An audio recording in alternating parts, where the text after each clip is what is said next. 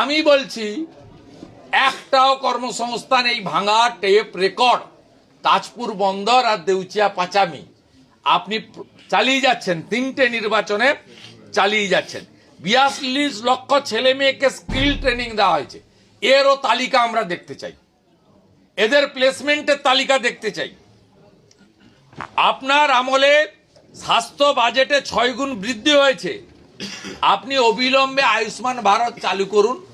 মিথ্যাচার মুখ্যমন্ত্রীর উন্নয়নের পাঁচালী নয়, মুখ্যমন্ত্রী মমতা ব্যানার্জির নেতৃত্বে দুর্নীতি, তোষণ আর সীমাহীন স্বেচ্ছাচারিতার পাঁচালী মুখ্যমন্ত্রী প্রকাশ করেছেন।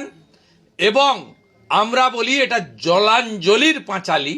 পশ্চিমবঙ্গ বাংলার গৌরব, সংস্কৃতি, মায়ের সম্মান, কন্যার সুরক্ষা আপনার হাতেই জলাঞ্জলি হয়েছে।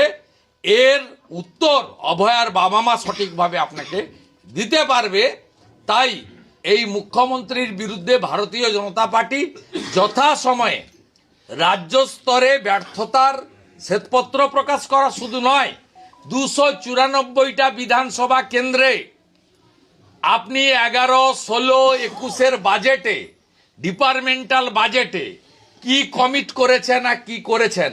আমরা জানুয়ারি মাসে প্রতিটা বিধানসভাতে উপস্থিত হয়ে আপনার বিরুদ্ধে, আপনার নির্বাচিত এমএলএদের বিরুদ্ধে আমরা চার্জশিট দাখিল করব। এই মালদা জেলায় বসে আছি, এখানে ভূতনি নিয়ে আপনার মিথ্যাচার, চাই সমাজ নিয়ে আপনার মিথ্যাচার। আপনার সঙ্গে আমি হেলিকপ্টারে ছিলাম।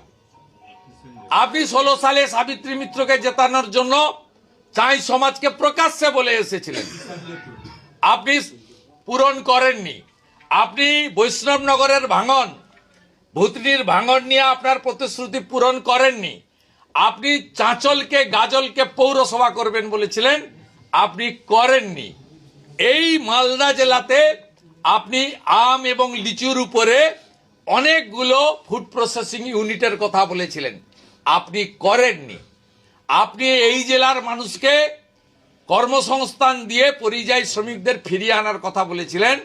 এই জেলাতে আপনার আমলে কয়েক লক্ষ হিন্দু মুসলিম নির্বিশেষে যুবক পরিযায়ী শ্রমিক হয়ে অন্য রাজ্যে যেতে বাধ্য হয়েছে। তাদের যখন মৃতদেহ আসে লোকের চোখের জল পড়ে, আর আপনার ডিএম আর মন্ত্রীরা যায় 2 লক্ষ টাকার চেক আর ফুল নিয়ে তো খিঁচ মেরি ফটো করতে।